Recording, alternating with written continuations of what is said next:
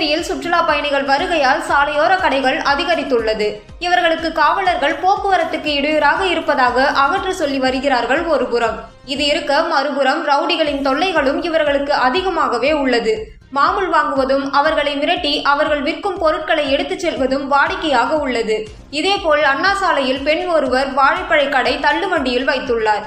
இவரிடம் வாழைப்பழம் வாங்குவது போல் வாகனத்தில் வந்த 2 நபர்கள் வாழைப்பழ சீப்பை திருடி செல்வது சிசிடிவி கேமராவில் பதிவாகி உள்ளது. ஒரு வாழைப்பழ சீப்பை வித்தால் அவர்களுக்கு கிடைப்பது என்னவோ சொற்ப பணம்தான். அதையும் இவர்கள் திருடுவது வேடிக்கையாக உள்ளது. வாழைப்பழம்தான் என்று விட்டுவிடாமல் காவல்துறை நடவடிக்கை எடுத்தால் நன்றாக இருக்கும் என்று சமூக ஆர்வலர்கள் தெரிவித்தனர்.